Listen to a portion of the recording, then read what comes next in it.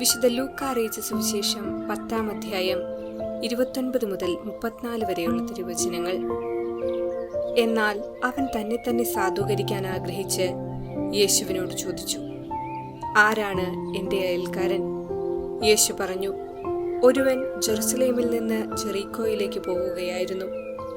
അവൻ കവർച്ചക്കാരുടെ കയ്യിൽപ്പെട്ടു. അവർ അവന്റെ വസ്ത്രങ്ങൾ ഉരിഞ്ഞെടുത്ത് അവനെ പ്രഹരിച്ച് അർദ്ധപ്രാണനാക്കിയിട്ട് പോയി കളഞ്ഞു. ഒരു പുരോഹിതൻ ആ വഴിയെ വന്നു. അവനെ കണ്ട് മറുവശത്തുകൂടെ കടന്നുപോയി. അതുപോലെ ഒരു ലേവായനും അവിടെ വന്നപ്പോൾ അവനെ കണ്ടെങ്കിലും കടന്നുപോയി. എന്നാൽ ഒരു സമരിയാക്കാരൻ യാത്രാമധ്യേ അവൻ കിടന്ന സ്ഥലത്തു വന്നു. അവനെ കണ്ട് മനസ്സലിഞ്ഞ് അടുത്തു ചെന്ന് എണ്ണയും വീഞ്ഞുമൊഴിച്ച് അവന്റെ മുറിവുകൾ വെച്ചുകെട്ടി തന്റെ കഴുതയുടെ പുറത്തു കയറ്റി ഒരു സത്രത്തിൽ കൊണ്ടുചെന്ന് പരിചരിച്ചു. ഓർമ്മിക്കുക, വിശുദ്ധ ഏവപ്രാസ്യമ്മയുടെ ഓർമ്മദിനമായിന്ന് ആ വിശുദ്ധയുടെ ജീവിത വഴികൾ നമുക്കും ഓർക്കാം. 1877 ഒക്ടോബർ 17-ാം തീയതി തൃശൂർ ജില്ലയിലെ കാട്ടൂർ ഗ്രാമത്തിൽ ചേർപ്പക്കാരൻ തറവാട്ടിൽ അന്തോണിയുടെയും കുഞ്ഞേത്തിയുടെയും മകളായി റോസ എന്ന ഏവപ്രാസ്യമ്മ ജനിച്ചു. 9-ാം വയസ്സിൽ കർമ്മലീത്ത സഭയിൽ അംഗമായി. 1897 മെയ് 10-ാം തീയതി ശിരോവസ്ത്രവും 1898 ജനുവരി 10-ാം തീയതി സഭാവസ്ത്രവും സ്വീകരിച്ച റോസ് പേരുമാറ്റി ഈശോയുടെ പരിശുദ്ധ ഹൃദയത്തിന്റെ സിസ്റ്റർ ഏവപ്രാസ്യ എന്ന പേരിൽ അറിയപ്പെടുവാൻ തുടങ്ങി. അവളുടെ പ്രാർത്ഥനയും പരിത്യാഗവും വഴി ദൈവസ്നേഹത്തിൽ അതുല്യയായി. അവളുടെ സഹോദര സ്നേഹം കാരണം മറ്റുള്ളവരുടെ ഏറ്റവും ചെറിയ ആവശ്യങ്ങൾ പോലും ഗൗരവപൂർവ്വം പരിഗണിച്ചിരുന്നു.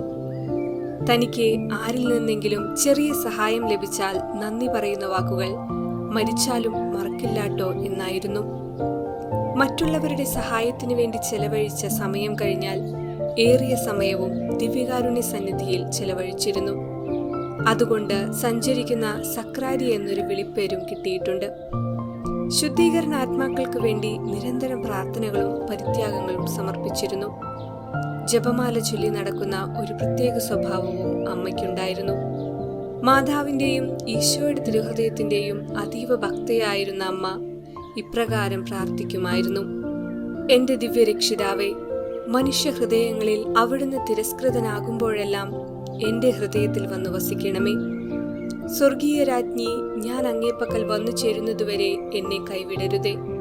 ശാരീരികമായി പരിക്ഷീണതയായി ഏവപ്രാസ്യമ്മ 1952 ഓഗസ്റ്റ് 29-ാം തീയതി നിത്യസമ്മാനത്തിനായി വിളിക്കപ്പെട്ടു. 2006 ഡിസംബർ 3-ാം തീയതി വാഴ്ത്തപ്പെട്ടവളായും 2014 നവംബർ 23-ാം തീയതി ഫ്രാൻസിസ് മാർപ്പാപ്പ വിശുദ്ധ പദവിയിലേക്കും ഉയർത്തി. കേരളക്കരയിൽ ഗ്രാമീണ അന്തരീക്ഷത്തിൽ ജനിച്ചു വളർന്ന് നമ്മെപ്പോലെ ജീവിച്ച് താൻ കണ്ടുമുട്ടുന്ന എല്ലാവരിലും ഈശോയുടെ തിരുമുഖം ദർശിച്ച് ഈശോയെ സ്വന്തമാക്കി ഈശോയുടെ സ്വന്തമായി മാറിയ വിശുദ്ധ ഏവപ്രാസ്യമ്മയുടെ പുണ്യപ്രവൃത്തികൾ നമുക്കും പിഞ്ചെല്ലാം. നാമും കണ്ടുമുട്ടുന്ന എല്ലാവരിലും ഈശോയുടെ തിരുമുഖം ദർശിക്കുവാനുള്ള കൃപ ലഭിക്കട്ടെ എന്ന് പ്രാർത്ഥിക്കാം.